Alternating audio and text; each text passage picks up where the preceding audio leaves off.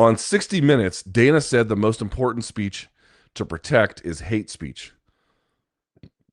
What constitutes hate speech? Why that instead of more positive free speech? Don't know what is considered positive free speech. Genuinely curious. It is just absolutely, it is so fucking insane to me. Dude, that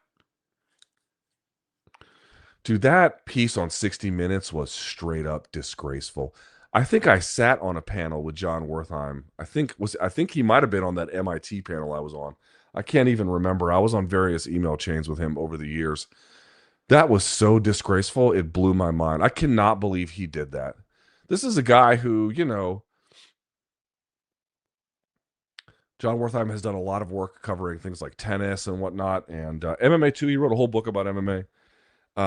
But for him to go out there and to ask Dana, like, about toxic masculinity, and then you're not bringing up the fact that he was buddying up with Andrew Tate and his brother, is fucking just absolute complete dereliction of his responsibility. And you're asking the guy who made this, like, dude, it is mind blowing to me that we're asking the dude who runs his sports organization that has the most censorious posture towards media of any major sports organization, certainly in the Western Hemisphere. I can't count, parts of, sports that operate in authoritarian countries, but certainly in the Western world, by far the most aggressively anti-speech and anti-media operation of any sports organization I've ever encountered, by a million miles. And they're asking him his views on speech. What the fuck are you doing that for? First of all, what is it about speech that gives him any grand insight? Number one, is this a thing he has studied in some kind of dramatic way or academic way or any kind of thoughtful way? The guy has been nearly canceled twice.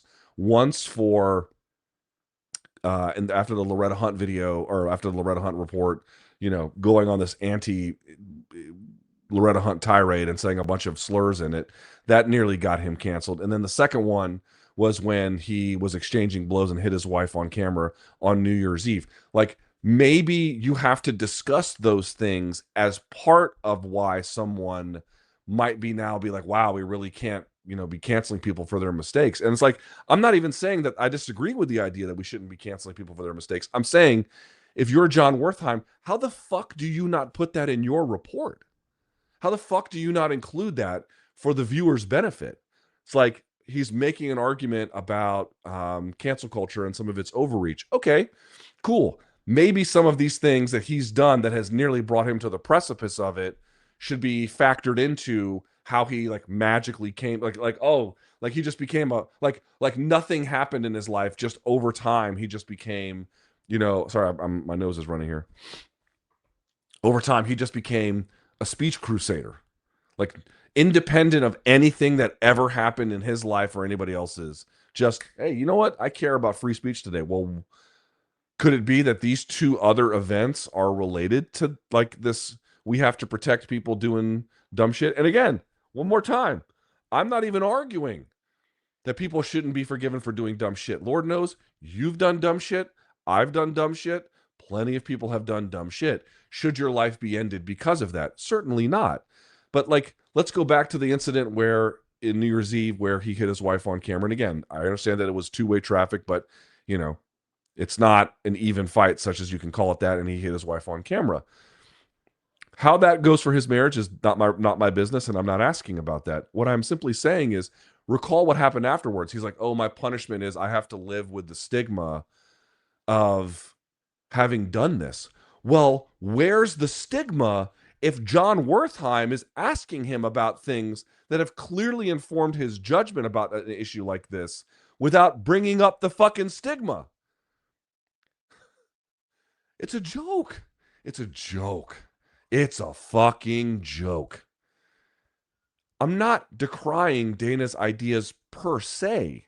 I'm not even decrying anything Dana said, at least relative to this question per se. My blame is actually on CBS and 60 Minutes. Boy, you motherfuckers fell down on the job. If anyone sends this to John Wertheim, please do. Dude, you fucked up. That was disgraceful. Shameful, in fact. He literally told the world, my punishment is I'm going to have to live with a metaphorical scarlet letter. And here is a scenario where that scarlet letter, that by Dana's own admission is relevant, should be included in the conversation. And he doesn't say a word.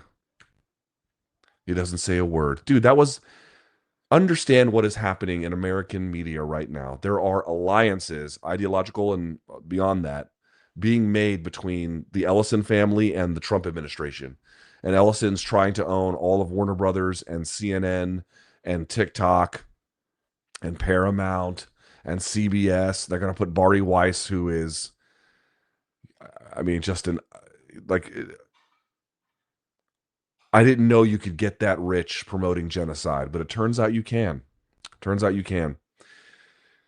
They're going to put all these people in charge. They needed Skydance merger with Paramount to get approved. They got it approved. The UFC gets this astronomical amount of money, which, you know, I'm just going to say, I don't think Paramount ever makes their money back on this. I don't think that they ever make their money back on this. We shall see. I could be proven wrong about this, but I think that they grossly overpaid. And I think that they overpaid on purpose. There is clear ideological and power alliances where it's you scratch my back, I'll scratch yours, and everyone takes care of it. And Wertheim, who has made a fair amount of money in his career, rather than being like, I don't want to be party to this, just ended up being party to this. Dude, how can these fucking people call themselves journalists and do this shit? This is why I don't call myself that shit anymore. I haven't called myself that. People still call me that, but like, dude, if you're gonna do that shit, there's rules to that. And it's not what John Wertheim at CBS Sports is doing. I can assure you that. That was shameful. Shameful. Truly shameful. Shame on him. To say nothing of the stuff about pay.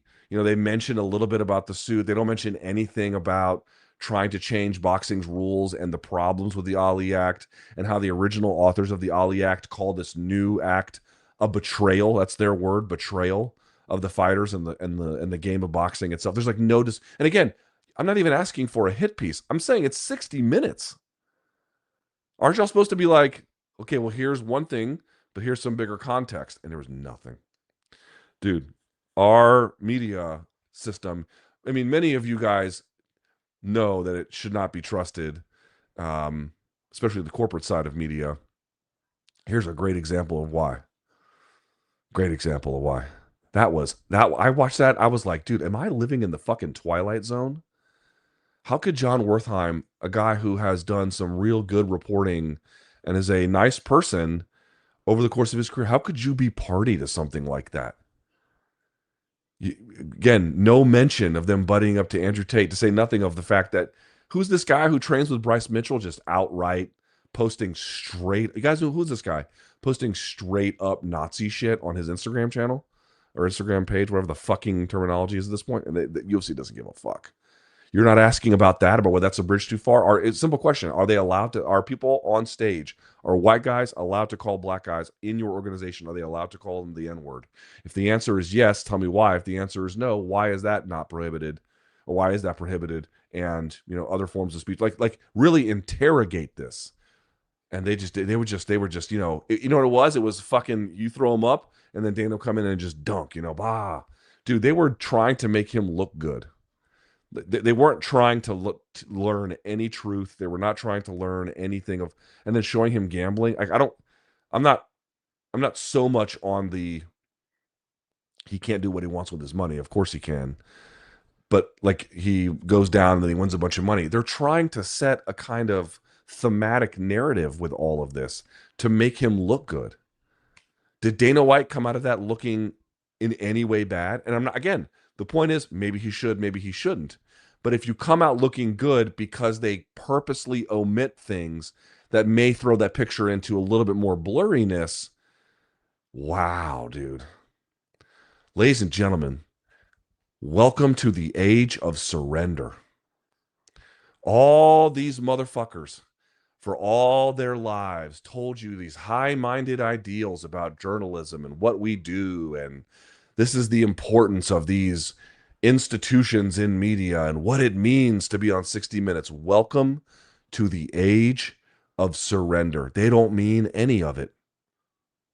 They don't mean any of it. What they really care about is, okay, what do I have to do to keep this check flowing and to stay on TV? And how much shit do I have to eat to do that? And what you found is that this is plenty enough for them to eat, and they're okay with it.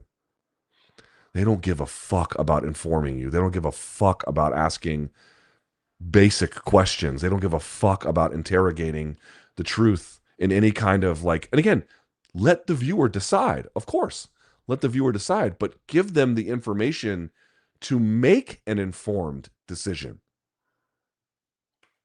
Wow, dude. Wow.